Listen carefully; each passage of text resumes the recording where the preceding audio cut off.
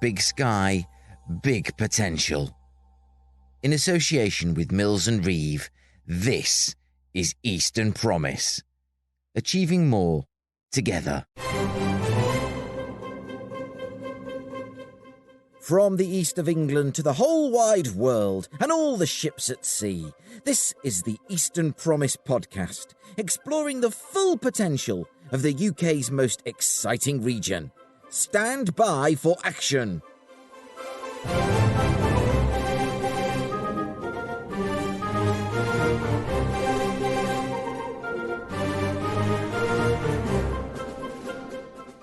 I'm Mike Rigby, and welcome to episode 84 of the Eastern Promise podcast, wherein we'll be returning to our very popular series on how the Norfolk Brecks can support the growth of Cambridge. We've reassembled our panel of experts to lay out why success is a team game where everyone wins. This time round, we're looking at commercial space in general, and in particular, Snetterton Business Park.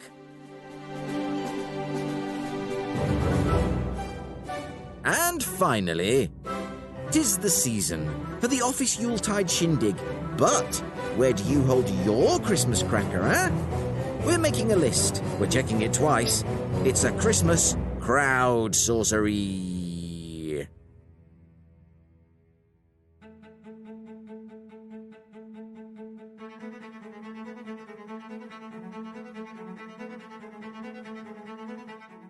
Earlier this year, Eastern Promise convened two expert panels to consider how the Norfolk Brecks can support the growth of Cambridge.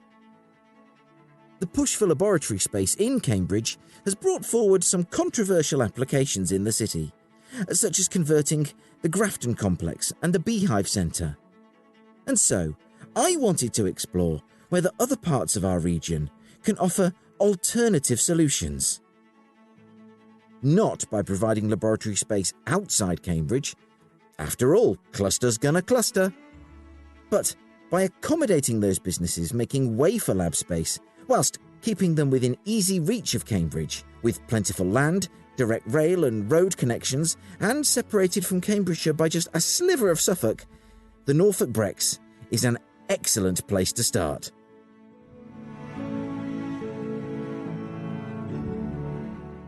And so, having looked already at the strategic opportunities afforded by the growth of Cambridge, this time we're laser-focused on commercial and industrial space in the Brecks. Paul Downing, director of Snetterton Business Park, invited Eastern Promise to visit the park and record the next instalments of our podcast series there. Could we say no? We could not.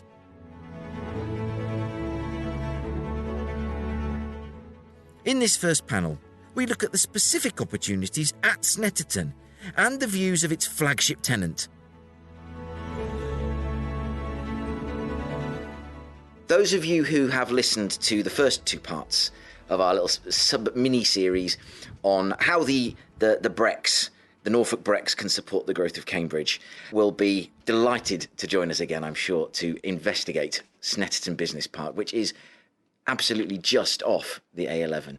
And I'm delighted to have this fantastic panel here to discuss both Snetterton Business Park and the wider commercial benefits that companies not just in Cambridge but all across the country, all across the globe can reap in this fantastic region.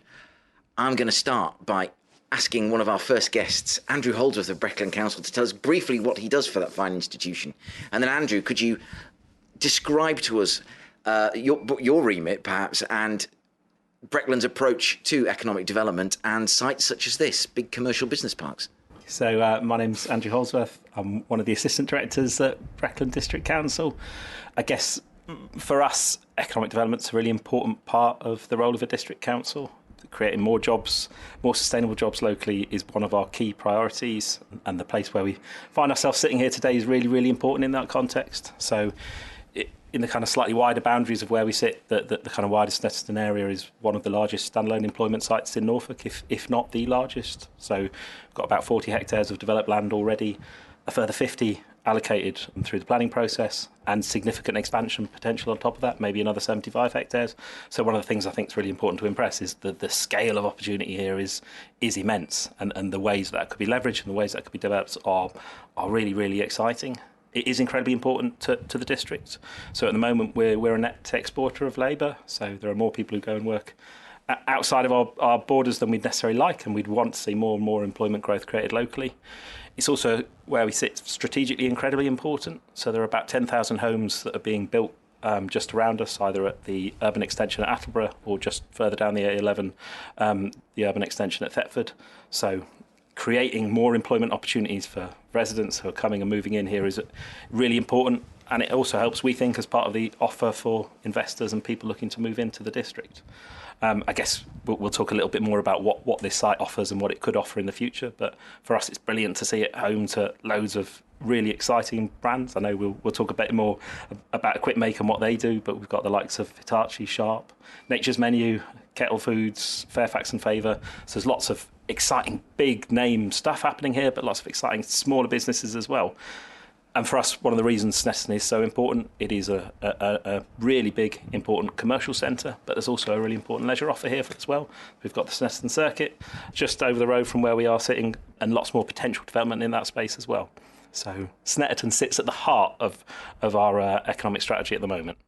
Paul Downing, you are our next guest on the panel. Could you explain to us what your role is here at the business park, and just tell us about the facilities here more than perhaps in slightly more detail? Thank you, Mike. Paul Downing, Director, Snetterton Park. So we purchased the site probably 5 or 6 years ago now, former Sunday market, and spent the last 5 years refurbishing the existing buildings and seeking occupiers for them and building new units, bespoke units for people such as Pandasil, Hitachi, Sharp, to name just a few, and Equipmake, who are here today as well, purpose-built facility. So our vision is to develop this entire site. It's a 65-acre site. We currently have developed about 25 acres of it, so there's another 40 acres to go at. And we share the vision with Breckland Council of making this destination an economic growth and development area. And that's something we're very passionate about. One of the reasons I sort of was really pleased to get you to the first part of our conversation on these issues, and why I'm really, really pleased to be here today, is that people will have seen in the news and various things, and it's not the be all and end all. There are other sites, and the level of investment, the level of government interest to Cambridge, which is very close at hand in relative terms. It's about a 40-minute drive. There's direct rail options are not too far from where we're sitting now. And there are going to be people in Cambridge, because of the drive for lab space, who I think are going to be quite interested in selling up to cash in on that push for labs. And in all sorts of places, listeners in Cambridge will know the Beehive Centre, which is a little sort of shopping complex, that's going to have a laboratory add-on conversion. The Grafton Centre, the same, another shopping complex that's going for labs. People can be looking for where they can relocate. And I think, just as an outsider, this has got to be really strongly in the mix. So what kind of tenants are you looking to provide for in the future, or are you kind of really open to whomever knocks on your door? I think there's 4 key landowners at Snetterton, and we're one of them. I think our site lends itself to sort of more hybrid space, so a mix of office and warehousing. But, you've got a logistics centre here, very well-known logistics centre. We've also got over the other side of the road large-scale manufacturing. So I think Snetterton Heath as an area lends itself really well to a range of businesses. We'd like to see on our park, as I say, the more hybrid-style units. And we deliver a bespoke unit, so every occupier gets an opportunity to have some input into the layout design of their premises, so that it's something that they sort of buy into at an early stage and hopefully want to stay here long-term. I'm going to come to James in just a second, but before we do, Andrew, in terms of Breckland's local plans, is it still emerging, your local plan, or has it emerged in all its glory? As the nature of planning is constantly emerging. So we have an adopted local plan which commits significant lands for employment, but we're also in the process of updating our local plan, and through that we've seen a number of additional sites be put forward in this area. So obviously there's still an important plan making process going through, but this is currently very important to us, and in all likelihood will continue to be at least, if not more important in a planning sense as we move forward. So when you talked about the amount of land available, were you talking about currently allocated or will be allocated? Yes, both. There's Right. there is a significant opportunity already in terms of allocated land. We're working in the context of where we're sitting at the moment with Snetterton Park at the moment in terms of a really important outline application to make sure we've got a sort of accelerated planning environment for new tenants to come in and occupy. There's a number of landowners here, as Paul's mentioned. We've been working on a joint master plan across the whole site so we can start to see collaboratively how things can come forward and the different kind of development opportunities that we can be looking to support. Well, in the second half of this session, we've got Anna Aldous from Mills and Reeve, and I know the joint master plan angle is something I'm going to very much want to talk through with her. But James Bishop, Chief Operating Officer of Equipmake, welcome to the Eastern Promise podcast. Could you just tell us, for those who have been living on Mars, what Equipmake do and the benefits of this site for your operations? Yeah, so thanks, Mike. Yeah, so Equipmake specialise in designing and manufacturing high-performance traction motors and inverters. They go in various different industries, so automotive, heavy commercial, off-highway, aerospace, and we've currently got a space launch at the end of this year as well with our motors and inverters in as well, which we're really proud of. We sort of ended up at Snetterton because we're based at Heffel, which is mainly an incubator centre. When I joined Equipmake, we had one warehouse and one office. When we left, I think we had about 8 units in total, which is not really what that's designed for. We had units right down one end of the corridor to the other, so I spent my whole time walking up and down the corridor. So I lost quite a bit of weight, actually. But it's no way to run a business. So we sort of bumped into Paul. I think Ian actually did the initial introduction with Paul. Ian Foley, who's the... Yeah, Ian Foley, our CEO and founder. I'd only been with Equipmake for about 6 months at that time, so Ian started off the process of trying to find some land. Once Paul came in, I got involved. Met Paul in 2017, I think it was, when we started negotiating. The great thing about this site was they're really flexible, Paul was, or Snetterton Business Park was really flexible. We said this is roughly what sort of space we wanted, and we're quite lucky because the building frame was there, and essentially they just fitted out the inside however we wanted it. So it worked really well. Like Paul said, buy-in from us early on is we designed the office space, meeting rooms, and different manufacturing areas. So that was really good as well. I think one of the key bonuses for us was we had to put barely any capital in because Paul put it onto the rent essentially. So that way we got all the renovation work we wanted at no real extra cost, just cost per foot. So that was really good for us as well at that point. It's a really, really interesting example, Paul, of flexibility and being adaptive to the needs of the business. I mean, how integral to your model is that adaptivity? Adaptivity? Is that a word? It is now. Write that down. That ability to adapt to the needs of the consumer, that bespoke offer. How important is that to your offer, Paul? I think that's what's led us to attract so many names to the site. We're not renting out boxes here. That they've got to try and sort of squeeze themselves into or fit around the layout. We're giving them the opportunity to create a bespoke premises which is purpose built. So like James said, they had complete control over the layout and design of the internals, and their requirements are very unique and very specific. A standard warehouse unit with an office in the corner just wouldn't have sufficed. So I think it's certainly what's created a lot of interest on the site is that we're able to deliver these bespoke units. Andrew, obviously Breckland, either through your holdings or just being aware of, across the patch will have various, obviously pre-built, pre-configured spaces available for startups and new companies and companies that want to scale up their operations. How useful is it, though, to have on the end of a telephone or an email someone like Paul to say, people are looking to come into the Breckland area, here is someone who will provide you the space you want, and as we've heard from James and from Equipmake, to be really flexible and open to whatever needs you might have? It is incredibly important and incredibly powerful. So, as you say, we are quite a large commercial stockholder ourselves, and we've got a lot of well occupied units. But one of the challenges we have in Breckland is there is an undersupply currently of good commercial space, and a real want and a need for providing more. So having private sector partners like Paul and his colleagues is essential, and our role, as we see it, really is to try and get out of the way as much as we can for the key bits and help out around the edges where we can. So last year the council designated this a specified growth location, so we've applied a kind of rates relief policy here, so people like Paul can be guaranteed that for new tenants can expect a minimum rate relief for a period of time, going up to 100% if we can demonstrate that there's a positive employment benefit for that. It's kind of a small example of how we can help to take the edge off some of the costs. We've also tried to play a role in unlocking and tackling some of the infrastructure challenges that are faced. So as with lots of sites across Norfolk, there are constraints and challenges.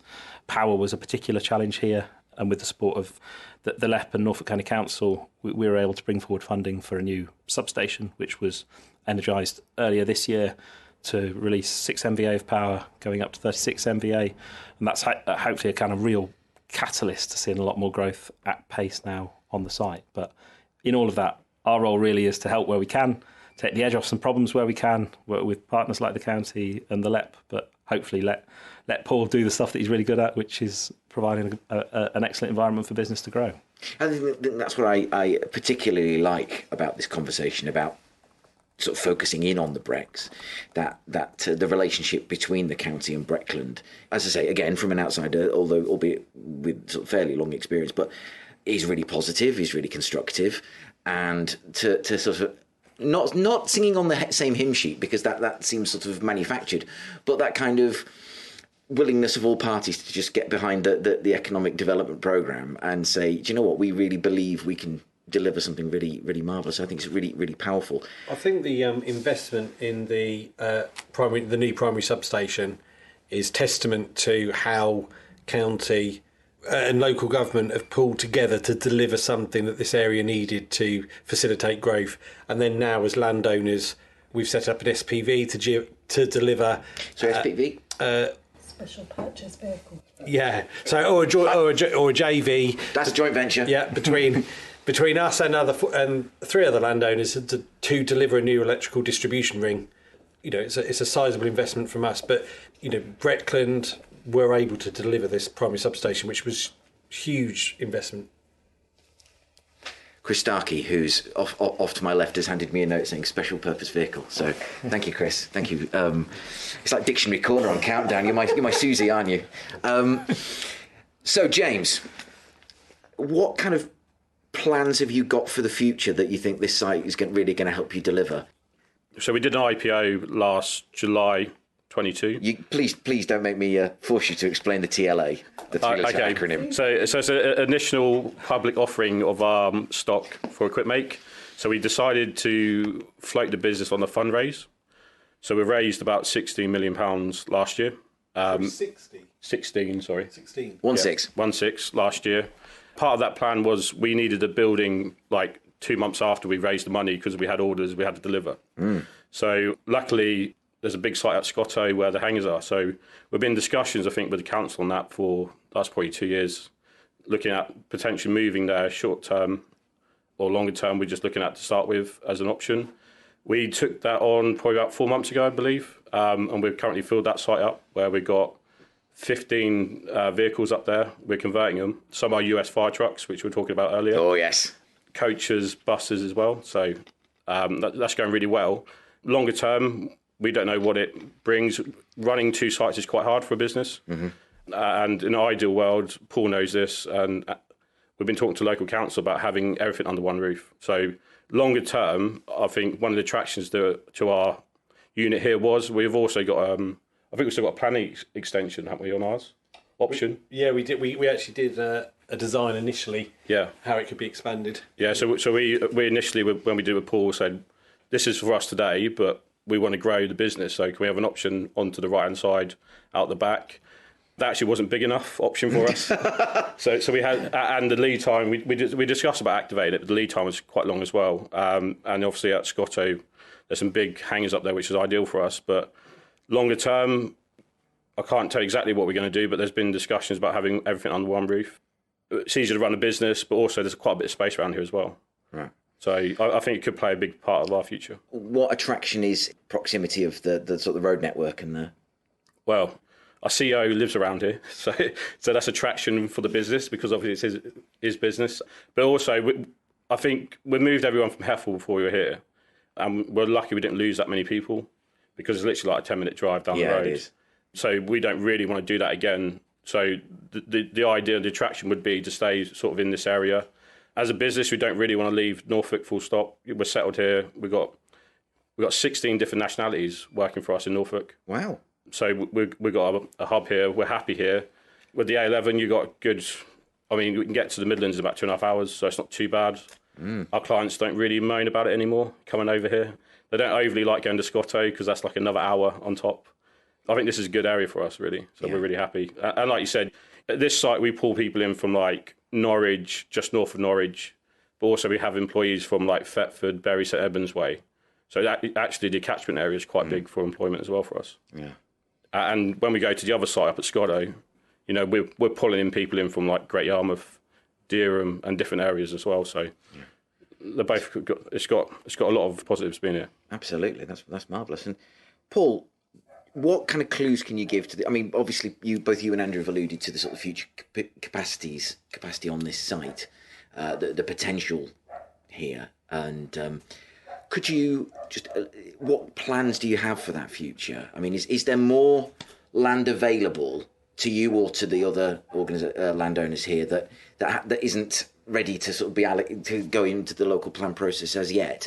So part of the reason for doing our outline planning application with Breckland at the moment is because not all of our site is allocated. So by doing the outline planning permission, not only does it bring all of this site, hopefully if we're successful, into being commercial development land, but it brings forward another 40 acres today that we can develop with the local plan, the new local plans. When's that coming out? 2 years' time? 3 years? Yeah, so seek to adopt in about 2 years' time. Yeah, so that was some way off for us, and we wanted to be able to fast track applications and be able to say to somebody, you can go anywhere on this site, and these are the reserve matters we've got to deal with to get a building up on the site. So the idea is to fast track applications and to show commitment to everybody that we've got big plans for this site. It's really exciting. And just have the service area is quite nice as well. It is, yeah. You know, and then that got me thinking about the site the other day, because I sort of pass it quite a lot to going to and from my daughter's school. But in terms of engagement with the wider Snetterton community, I mean, these things can always get quite tense, I suppose is a good word. That was a discussion I was having with planners from Bidwell's yesterday about onshore wind. I'm sure Andrew has had his fair share of public meetings. He's smiling. He's giving a wry smile now to indicate it in the affirmative. What's the engagement been like with the local community? Because I have this kind of fanciful idea in mind that there might have been a lot of objections, but they actually quite like being able to nip to the garage for a loaf of bread, kind of affair. I don't think the services are necessarily an issue. I think anybody that lives in the local area is used to the noise from the racetrack. So what we're doing here isn't actually adding there's certainly no noise pollution coming from the units on site. I think if you're the other side of the A11, there's a risk that, light pollution to the village, which has been addressed by some of the occupiers over there already. This side of the road doesn't tend to, this side of the A11, our side, it doesn't seem to face quite so much opposition from the villagers, because I don't think what we're doing is necessarily disturbing them. I think, change, nobody likes change, and yes. But if we're going to grow, increase the amount of housing in Attleborough and Thetford, we've got a resource there. The Norwich to Cambridge Tech Corridor is a great vision, and we need to deliver it. And this seemed like the right site to do it. Absolutely. And perhaps just follow up, and just perhaps to wind up this section, could you indulge my curiosity on the sort of the nature of the rail networks that are running around here? There's sniggering going on. I don't sit there with a little notebook and a pencil and lick the pencil before I write in it. But what's the nature of that? Because on a Google search, I saw that I think one of the units around here has got like a spur onto the main line. There's a railhead, isn't there? I actually don't know very much. Maybe I should be asking you, Andrew. Yeah. So the adjacent site, which is all part of the sort of Snetterton commercial hub, owned by Johnson's Logistics, that has a spur direct off the Norwich to Cambridge line. There is also, just on the very edge of what we kind of identify as the employment area here, the Eccles Road station, which is a passenger station on the line just between Attleborough and Thetford. It is something which features in the kind of longer term vision aspiration. There's sort of significant opportunity there. It's kind of somewhat underutilised at the moment, but could certainly be part of the long-term aspiration for a site like this. And it's I would imagine the ability for people to just from one end of the line or the other to come and just jump off and be right in the heart of the park. That was something I was going to hope to raise with Chris Starkie. I know he loves talking about dealing with Network Rail. So that's something I'm going to bring up with him in a minute. And he's smiling off to my left, listener, although you can't see it. James, I really would love to come back and learn more, cover more about Equipmake, what Equipmake does. Andrew, thank you as always. Always welcome here. I've picked on him while he's taking a swig of water. So maybe I'll cover one quickly. So yeah, Mike, we'll have to set a date up. Yes, please. Come over to this site, have a factory tour, and then we'll go over to the other site as well, and we'll get you to drive on the buses. Is it? So yeah. Well, really happy now. Paul, thank you very much. It's always a pleasure to be here. Thank you for you reached out and sort of really said, let's take this conversation to the next level, and it's a real pleasure to be here. And just the potential here is massive, and you can really sort of feel it as you're walking around. That there's so much still here to be done that can be done. Thank you for inviting us, and all power to your elbow, sir. Thank you for being the voice for Snetterton.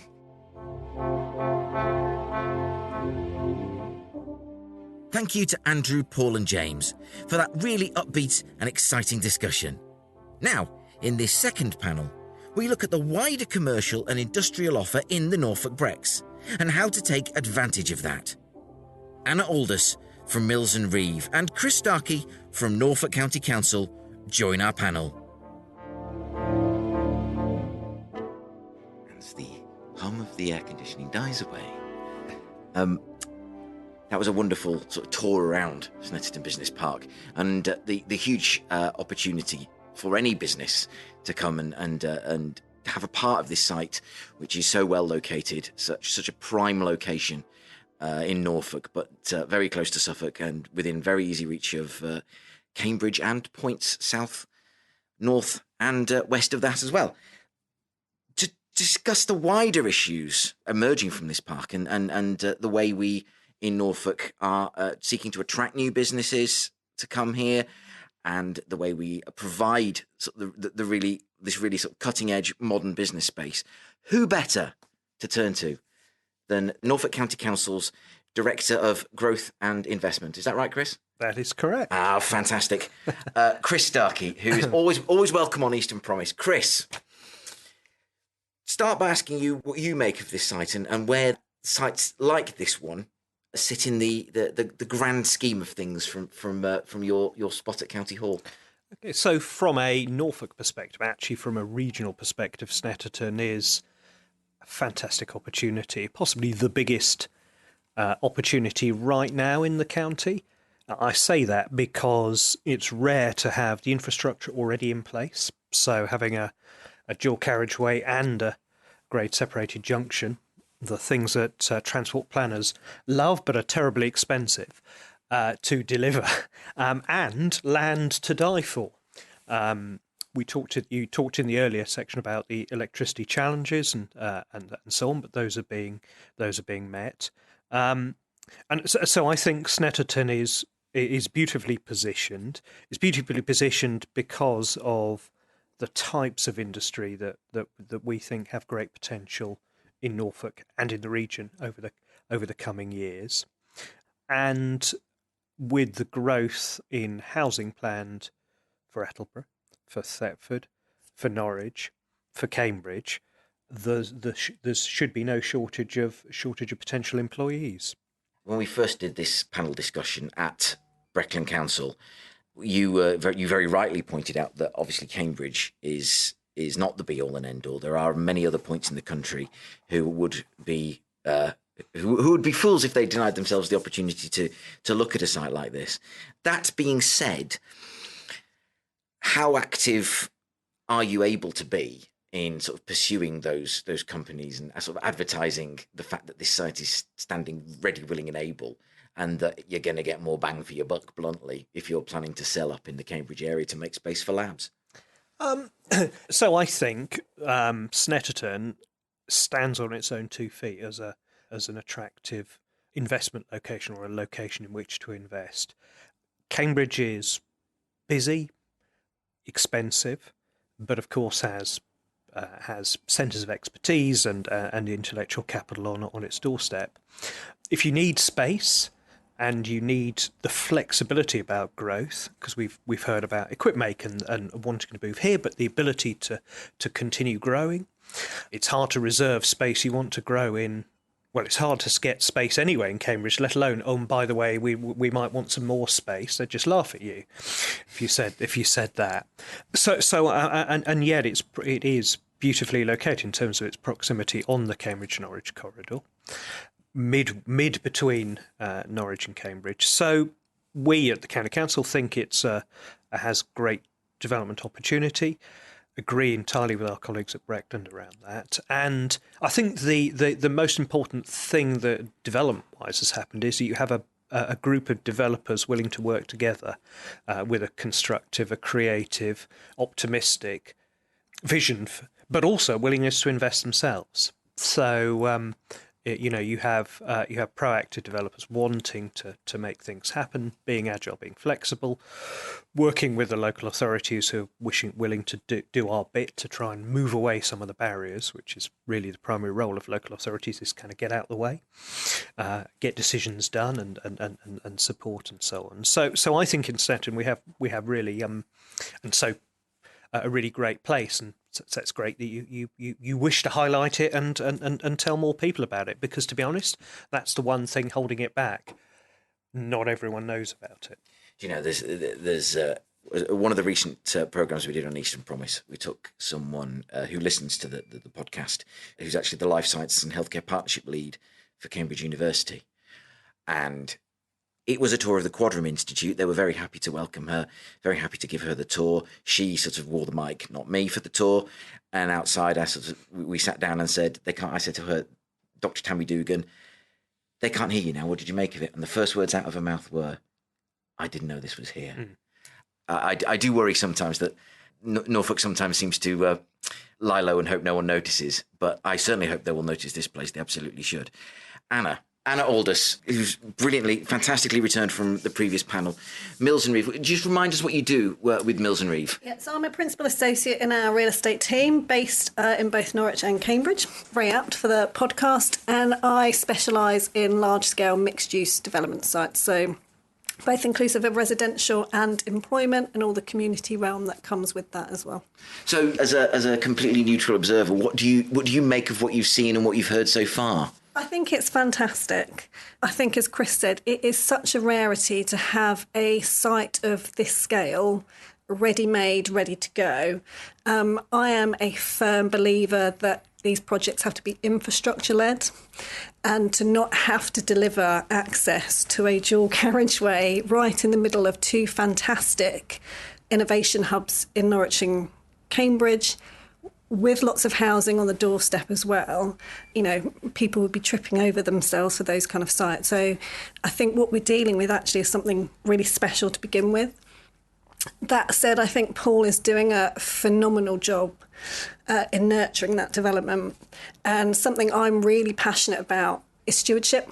I think when you bring forward sites of this scale and this size, we've heard about the number of landowners, we've heard about the number of occupiers. What's really crucial is somebody with a single vision willing to drive that project forward. And I think actually that's where Paul and his company add some real value here. I mean, how rare is that from your point of view? You must work with a lot of people who work together quite rub along quite nicely. But for a site of this scale, how rare is that to find that kind of unity and, you know, someone like Paul who wants to basically grab it by the scruff of the neck? And I absolutely know how you feel about that. But honestly, on a much smaller scale, I know how you feel to drag that through and get that really motoring. It's probably one of the biggest hurdles, I would say, to getting these sites of this scale off the ground. Once you get past the infrastructure issue, becomes funding. There's also considerations around sustainability and transport, design. There are so many moving components, as I'm sure Paul doesn't need me to reiterate. But having somebody sitting in there almost as a custodian of the site and wanting to drive it forward is rare. And actually, I thought Chris summed it up really nicely. It's actually working with local authorities who know when to pull the levers off. Actually, what's really nice about feeding in from the Cambridge ecosystem, these business parks work really well when you bring in innovation, you have that culture of innovation, but things like seed funding, business rates relief, letting people grow, having the flexibility to do so in terms of space as well as money. It's a really good example of actually people working together in a really constructive way to their own strengths.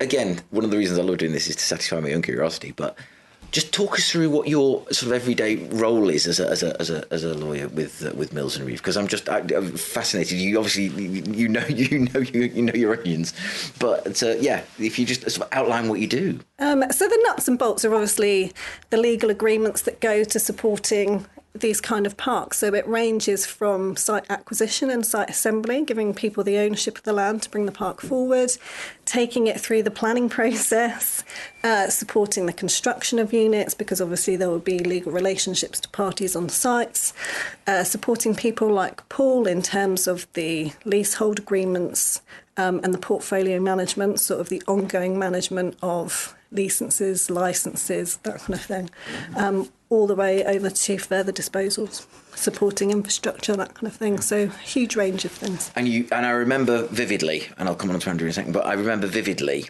one of your key pieces of advice when we first had this discussion in a wider context at Breckland Council was about the importance of a master plan. And obviously you've heard that magical word already uttered this afternoon. Do you want to just sort of, for those who might not have heard the first one, just talk us through, from your point of view, the importance of having that master plan and that kind of shared vision between all the parties? I mean, I think it's key to driving the project forward. The one mantra I have on large-scale development is flexibility, not prophecy. So whilst you do have a master plan, I think that's important for coordination in terms of things like design, funding, establishing the community, both the employment and the sort of residential that will support that. That master plan is your linchpin to doing it coherently and bringing it all together. I think the developments that are less successful do master planning either very rigidly. Part of the problem. Flexibility, not prophecy. Particularly, when you've got 65 acres here, it's not going to happen overnight. We've already talked about James's lead-in time for units. Being able to flex that is important, and I think that's where local authorities really can help as part of the planning process. I know we like not to moan on this podcast. I have my own thoughts about the planning system in and of itself, but having those outline planning permissions, the broad permission to do something that has the flexibility within it to grow with the site as the site grows and the occupiers in it, I think that's going to be really key. Fantastic. Andrew Holdsworth, Breckland Council, can I just ask you to reflect before I bring Chris Starkie in and give him a chance to tee up the Norfolk economic strategy? Just reflect on what you've heard so far and what this means for Breckland going forward over the coming years. Yeah, it's great to hear. We know we're fortunate enough to be kind of in a place where this amazing opportunity exists, and it's very difficult until people come down here. Even when you come down here, just spend time driving around it, see the scale of potential opportunity here. I guess to pick up on some of the things you've just heard, I think there is a degree of uniqueness here, and it's one of those issues is that we're actually talking about 5 landowners with a big shared vision that I think is really impressive in that it is cohesive, but it is very flexible. There is a very diverse range of offer that a potential investor could find here, whether it's, as we've heard earlier, some businesses really aren't interested in freehold ownership because that's just not their bag. They don't want to be holding property. They want to be doing what they want to do best. Others are absolutely wanting to own their own sites, and there is that mixed offer here across the whole space. I know one of the points you articulate very well is the opportunity of lab space and lab grown space. I think one of the beauties of this site is there are scale to do that, but it's not just that. We see a lot of inquiries around manufacturing, production, a new logistics centres just opening across the road. There is already a very large centre for alternative energy production with the power plant across the road. There's a kind of interesting set of synergies happening here that can feed in and support a number of industries. One inquiry that we're working with at the moment as well around training provision and education, a real keenness for providers to be much closer to the businesses that they want to be providing talent into, and a sense from the kind of FE sector that they can see that something's growing here and they would like to have a footprint on the space as well. So we see the potential quite diverse in what this could be, but perhaps tied around a few key sectors that really work in Norfolk. Absolutely. So, Chris, I'm going to make good my promise/threat to ask you, having spotted it on LinkedIn, that you'd holding sort of workshops about the Norfolk economic strategy. What can you tell us? Okay, so what's the Norfolk economic strategy? Why are we having a strategy? What's the point of an economic strategy? So that presumably is your range of questions. It's firmly within the county's bailiwick to have an economic strategy.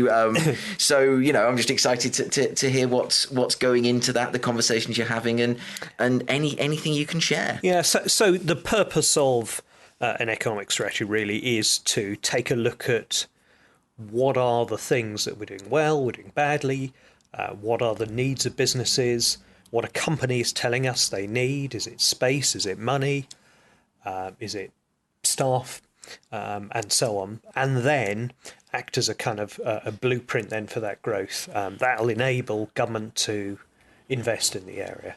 It'll enable local government to invest in the area. It'll attract private sector investment into the area and so on. So, and why we're doing it? Well, the economy is changing. I mean, I think economies evolve over time. Economies move, over the generations and so on. But we're certainly in a period of flux at the moment. I think sort of jolted on by the pandemic, the financial crash of 2008, changes in working patterns, new technologies. All of those things are making what a future economy will look like different from today. Of course, low carbon decarbonisation agenda and so on. So we want to kind of look at all of those things in the round, look at employment levels, wage levels, skills levels. Have we got the right sort of jobs? Have we got the right sort of industries? How do we nurture and bring forward? How do we build on our strengths? How do we nurture and build on some of our really successful businesses, and where have we got gaps? Where are there, and how can we kind of back those industries of the future and encourage them to either be based here because they were here to start with, or indeed attract them in? And on the earlier session, we heard from Equipmake, a perfect example of the type of business that is really important to the UK's future, let alone Breckland's, let alone Norfolk's, let alone Snetterton's, the UK's future. This is a business that's really a real technology pioneer in electric automotive space. So how do we help businesses like Equipmake really choose to be here and want to stay here and be able to grow here? And in a way, that's a kind of a snapshot of what the strategy is about. So it'll take in, skills. What skills do we need to do? How do we need to invest in our universities and our colleges? It'll take in what infrastructure, whether it's digital infrastructure, utilities. We talked about energy and power earlier, and it'll also take into account what support, practical support we need to provide for businesses. I mean, it seems obvious to me that that's the kind of thing that a sensible, responsible local authority would engage in. And I would imagine, I'm looking at Andrew again now, and he looks up with a certain amount of what? That's obviously within the purview of the responsibilities of a district council. You have done and will do in the future similar things in terms of looking at how the business support side of things works, and that you'll keep that under review.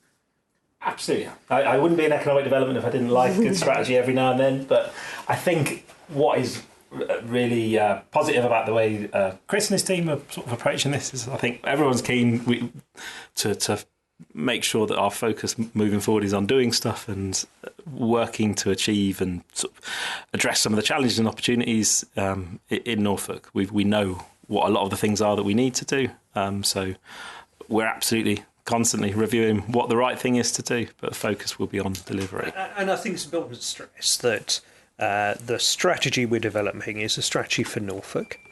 It's bottom up so that it comes from place.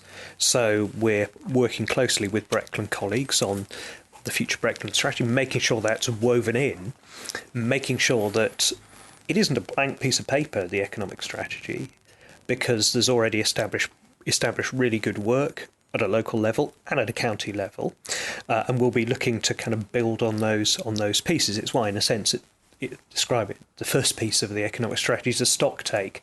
What's going on now? It's kind of how we're doing, and most importantly, how do partners in particular parts of the county want to proceed? Because we want to, walk in lockstep with the work that Breckland's leading on. In the market towns as one example, and here in Snetterton we couldn't be more joined up on wanting to work as a partnership, bringing forward the site. So while Breckland will have its strategy, which will be more focused, more granular, we'll have a strategy which is county-wide. The two will be quite similar.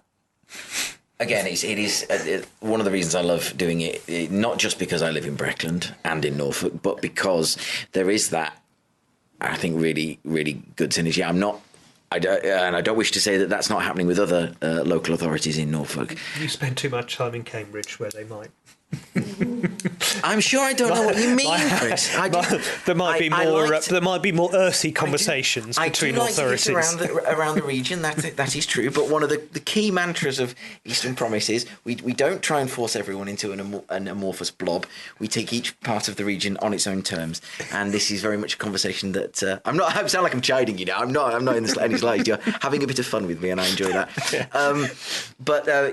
It's what I love about doing this is you have those conversations in their own terms, focusing on what is best for them, not trying to tell them from way up high above that what's best for the region is actually best for them, and that's wonderful. Anna, just have you any last reflections? I shall go round and see if any last reflections. Have you any thoughts you'd like to share? Paul's right here. Paul Downing of Snetterton Business Park is to my right. He in space, not in politics, but any thought? I'm not quite sure where to lead on from that, if I'm honest, Mr. Rigby. I think for me it's just a reiteration, actually, what a great job has been done today and the potential it has. I think one of the other key things we haven't really talked about actually is the role of the patient capital approach that Snetterton has taken, and I think for companies like Equipmake, that has made a huge difference. If we're talking about economic growth, allowing those innovative startups to move out of that expensive space in Cambridge, somewhere like Snetterton with that patient capital approach is hugely beneficial. Giving them a breather on funding, giving them flexibility of space that they can grow with is an opportunity I don't think they're going to find in many other places. Paul, what I'm going to do right now is, in just a second, I'm going to wheel back so you can come and just speak to this mic a second and just give us an idea of what you've taken sitting here listening to the second part of this discussion. Are you ready? Ready. Go. I think what I've taken from today is that just a reminder that we're all thinking along the same lines and trying to pull together to deliver our vision, and I think that's great, right from county through to local district councils. And I think you're doing a marvellous job of sort of spreading the word, and we're very grateful for that. And I think anybody that's looking for space along the Norwich to Cambridge Tech corridor should have a look at it. Snetterton. It's a great place to be. There's us. There are 4 other landowners here that are interested in space. Together we can deliver, some great commercial space, regardless of what industry you're in. Worth having a look at the joint venture website, which is snettertoncommercialhub.co.uk. Tells you about all the landowners, the incentives available by Breckland Council in terms of business rates, and the types of buildings and land that are on offer for all the parties. Thank you very much, Paul. Anybody got any last reflections? I can cut this if everyone wants to shake their head at me, and we can end it on that. Thumbs are up. Thumbs are up. Thank you ever so much, everyone. I've really enjoyed this discussion. It was, due to circumstances, it was a bit rough and ready, but we got there in the end. And thank you. It's just wonderful to be here. Wonderful to talk about the amazing things that are going. I never fail to end these sessions with a smile on my face. But thank you all for coming.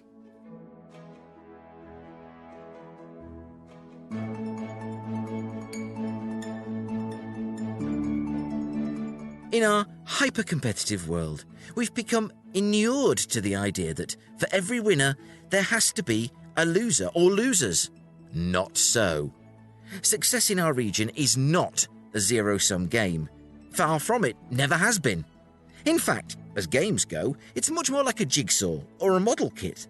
The pieces don't fit together every which way.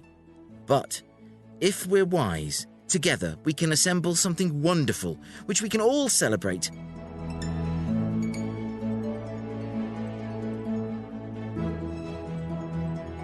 My thanks to everyone who took part in the discussion.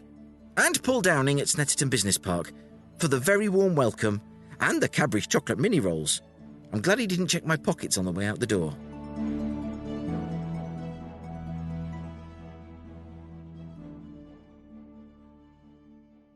And now...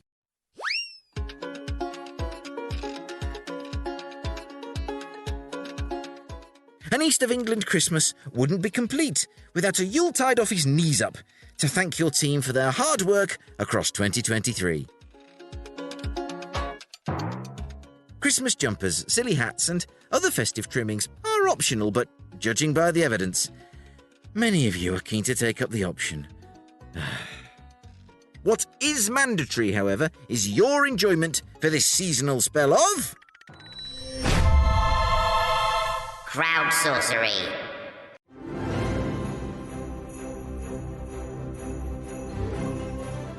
Yes, CROWDSOURCERY. Ho, ho, ho.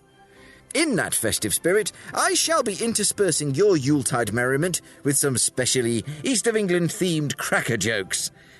Oh, yes, I will. Yes, that's enough of that. First down the chimney is Tarquin Bennett Coles, Senior Partner at SCI Partners, Advisor for Little Bean Journey Limited, Pro Bono Mentor for the Homerton Changemakers, and Careers in Healthcare Supporter for the MBA and EMBA students at the Judge Institute. Says Tarquin, we had our Secret Santa party with a twist at our Tring office in Hertfordshire. Tarquin is referring to the photo posted on social media of some pretty wild eyewear choices that even Sir Elton John might balk at. Tarquin assures us that, yes, they are all wearing their normal glasses. Dr. Arma Belita Martin, who's also a senior partner at SCI Partners, says that's 2 pairs in some cases. OK then, here's your first Christmas cracker joke. Where in Norfolk do snowmen go for their spring break? Little Melton. Well, I have bad news, folks. That was the high watermark of cracker-based humour. And now, Paula Beckenstein, MCIM, Commercial Biopharma Executive Senior Advisor, Board Director, Mentor, Serial Connector, Relentless Optimist, is the first of a fair few to seek warmer climes this winter. Off to sunny Buenos Aires, then ready for JP Morgan's conference in San Francisco in early January. Very nice. All I can say, Paula, is I fold up small and can fit into carry-on luggage. Right, next joke. Where's that cracker? What are the first and last places in Cambridgeshire that Father Christmas visits? Yeah? First is really Ely, then late on Bromswold. And now, keen as mustard and fresh from making a mint, Jamie Dady, factory support at Condimentum, helping to produce the finest ambient ingredients, tells us they're having a little get-together at the Oaklands Hotel, Norwich. It's the most wonderful time of the year. Now remember that when you're de-icing your car first thing on a very chilly morning. OK, next in line for our rapid-fire salvo of cracker bangers. Where in Suffolk does Father Christmas have to pause his deliveries? Thwaite. Yeah, that's fair. Another seeking winter sun is Stacey Weiser. To sunny and warm Florida. Festive tidings to you and yours. And to you, Stacey. And to you. And here's another festive fizzler. Hey! Where in the east of England does Santa get his pants repaired? Soham! Oh, come on, that one wasn't that bad. Back to your Christmas plans. Tom Abbott of Green Easy, Abbott Feudali Investments and Sustainable Consultancy. He has a very worthwhile plan for the big day. The Open Norwich Christmas dinner for the homeless. Meanwhile, James Lee Burgess, digital design Jedi and all-round jolly good egg, is, like myself, a one-man band and solo operator. So JLB is thankful to Steve Bjork of Eggbox Studios for organising a creative's last Friday social Christmas curry in 2 weeks at the Spice Lounge. Ooh, there's an idea. Yes, but here's another lead-lined laughter load. Ahem. Which Suffolk parish gets priority delivery from Santa? Rushmere. Yeah, again, pretty fair. And now to Norwich, where Tracy Rhodes, campus host at Fuel Studios, are having their own festive knees up on Thursday at Fuel Studios Norwich. Lunchtime afternoon fun planned, food, drinks, music. Axella Ventures, meanwhile, who know no limit to the height their knees go up, is holding theirs on the 22nd. Last minute indeed. Which reminds me... No, don't get ahead of yourselves. This one's not that bad. It's not very Christmassy, but then I am faking them. Yeah, yes, I'm terribly sorry. Candy Richards, Development Manager for East Anglia at the Federation of Small Businesses. Says Candy, we had a right old festive knees up today, Mike, over at the Warehouse Business Breakfast Club near King's Lynn. Do you know, Candy, King's Lynn remains a glaring omission on the Eastern Promise podcast. Thank you for that mention.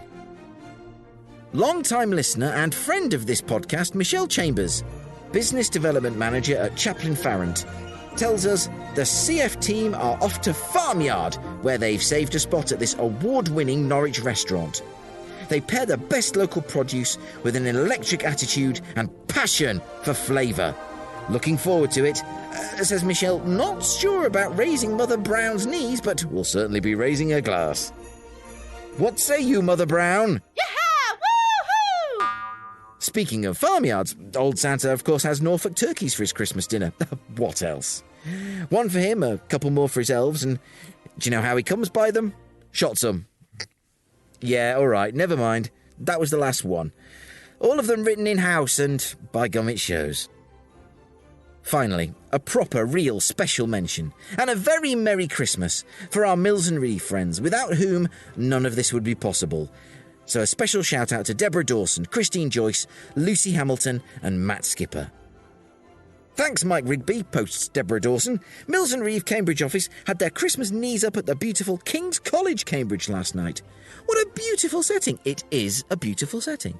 Good food, amazing live band, and great company. It was brilliant.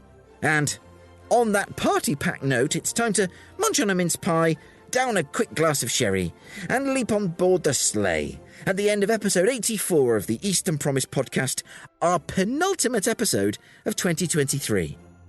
My thanks to Paul Downing, Chris Starkie, Anna Aldous, James Bishop and Andrew Holdsworth for the enjoyable and encouraging discussions. Thank you to everyone who contributed to this week's Crowdsourcery. And to Engineer 49 for another sterling job on location at Snetterton Business Park. Thank you again to Mills and Reeve for all their support. And if you want to get involved in the podcast in 2024, it's very simple. Go to easternpromise.org.uk, fill out the contact form, or email me directly at mike.rigby@easternpromise.site. I'll be back next week for our final episode of 2023. So until then, bye for now.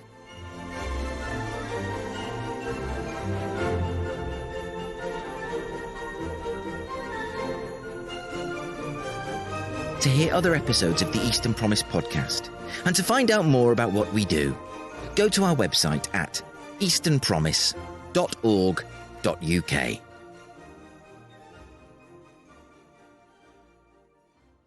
Eastern Promise is a Priors-Croft production in association with Mills and Reeve, achieving more together.